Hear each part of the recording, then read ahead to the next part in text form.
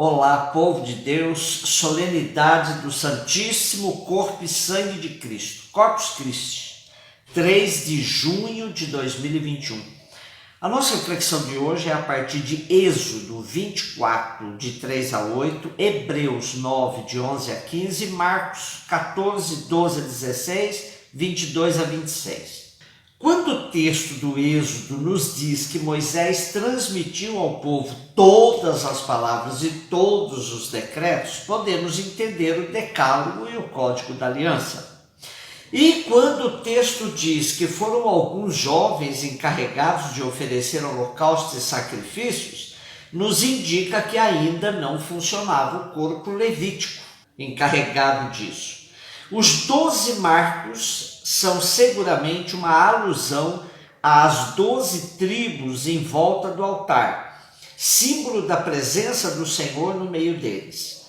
O sangue, que é sinal de vida, serviu aqui como vínculo entre o povo e Deus, selando o compromisso da aliança. Por 3 vezes o povo faz seu juramento de fidelidade no cumprimento de tudo o que advém da aliança. Parte desse rito será assumido nas narrativas do Segundo Testamento, simbolizando a nova aliança, sobretudo nos momentos em que Jesus usa o vinho, dizendo que é o seu próprio sangue, sangue da nova aliança.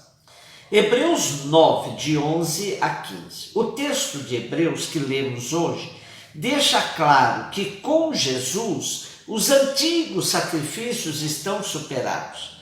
Não há mais necessidade de sacrifício nem de holocausto para conseguir sangue de bodes, bezerros, pois o sangue de Cristo substituiu o rito antigo. Assim, com o seu sacerdócio, Cristo contrapõe. Os bens futuros são os definitivos. A tenda não feita à mão é seu corpo. A vítima é ele com seu sangue. O santuário é o céu, onde entrou uma só vez para sempre. Por isso, podemos afirmar: só há um sacrifício.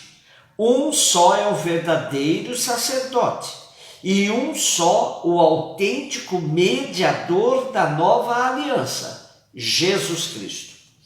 O sangue de Cristo tem o poder de purificar a nossa consciência das obras mortas, para servirmos ao Deus vivo, pois, em virtude do Espírito eterno, Cristo se ofereceu a si mesmo a Deus como vítima sem mancha.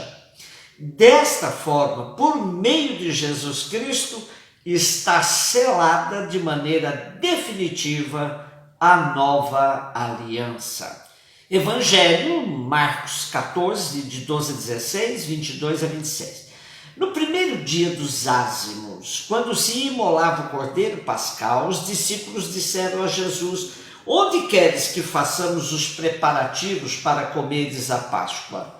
E Jesus enviou então 2 dos seus discípulos e lhes disse: ide à cidade. Um homem carregando um jarro de água virá ao vosso encontro. Segui-o e dizei ao dono da casa em que ele entrar: o mestre manda dizer: onde está a sala em que vou comer a Páscoa com meus discípulos? Então ele vos mostrará no andar de cima uma grande sala arrumada com almofadas. Ali fareis os preparativos para nós.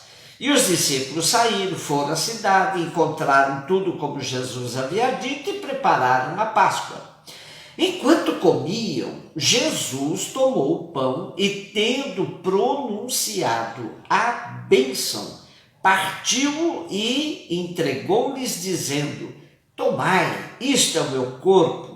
E em seguida tomou o cálice, deu graças, entregou-lhes e todos beberam dele. E Jesus lhes disse: isto é meu sangue, o sangue da aliança que é derramado em favor de muitos. Em verdade vos digo, não beberei mais do fruto da videira até o dia em que beberei o vinho novo no reino de Deus. E depois de terem cantado o hino, foram para o Monte das Oliveiras. O tempo é propício, é dia dos ázimos, quando se imolava o cordeiro pascal. Essa moldura nos ajuda a entender que a nova aliança selada entre os discípulos de Jesus terá esse valor místico e simbólico para todos os que se puserem a caminho no seguimento do novo cordeiro, que liberta a humanidade e abre todas as perspectivas para o reino. Com o pão partilhado, Jesus incorpora a todos no seu próprio corpo. E com o sangue, símbolo da vida, Jesus passa a sua própria vida, selando definitivamente a nova aliança. Quem come deste pão e bebe deste vinho viverá eternamente. O vinho novo no reino de Deus é a prova de que a morte não será o fim, não terá vitória, mas que o novo banquete será celebrado plenamente junto do Pai. Assim, da ceia com Jesus a todas as ceias da nossa vida, é compromisso que se celebra e não festa folclórica, como em muitos lugares se faz. Para aclamar Jesus como pão da vida, corpo e sangue dado a nós como selo da nova aliança, a igreja passou a reservar essa data especial na primeira quinta-feira após o domingo dedicado à Santíssima Trindade. A memória da Eucaristia tem um significado especial em 2 quintas-feiras do ano. Na Quinta-feira Santa, na missa vespertina da Ceia do Senhor, e na quinta-feira da solenidade do Santíssimo Corpo e Sangue de Cristo, que hoje estamos celebrando. Esta solenidade teve sua origem no século XIII, quando Santa Juliana de Carmillon, monja agostiniana belga, teve um sonho. Ela viu na lua cheia uma pequena mancha escura. Interpretou a lua como sendo a igreja iluminada por suas festas e a mancha como sinal da ausência de uma data dedicada ao corpo de Cristo. O cônego Tiago Pantaleão de Troyes recebeu o segredo da freira e pela primeira vez aconteceu essa celebração na Bélgica em 1247. E o Papa Urbano IV, em 1264, prescreveu essa solenidade para toda a igreja. 2 outros temas se interlaçam na solenidade de hoje: o pão e o corpo. E 2 padres jesuítas nos ajudam a nos aproximar do sentido mais profundo dessa solenidade: Konings e Adroaldo. O primeiro nos alerta para o sentido profundo de celebrarmos Corpus Christi, para que não transformemos a solenidade de hoje em veneração supersticiosa de um pedacinho de pão, nem simplesmente ocasião para procissões triunfalistas pelas ruas. É comprometimento pessoal e comunitário com a vida de Cristo dada por amor até a morte. É o memorial da morte e ressurreição do Cristo, como diz a oração do dia. É memorial vivo, no qual assimilamos em nós o Senhor mediante a refeição da comunidade cristã. E o segundo, o padre Adroaldo, nos chama a atenção de que se trata a festa do corpo e não da alma. É de largo conhecimento de que a igreja sempre teve muitas dificuldades de lidar com o corpo, pois sempre o demonizou. Ele nos lembra que Jesus levou muito a sério a questão do corpo, do seu e o das pessoas que encontrou ao longo de sua vida. Cuidou do seu descanso e do daqueles que com ele compartilhavam o mesmo caminho.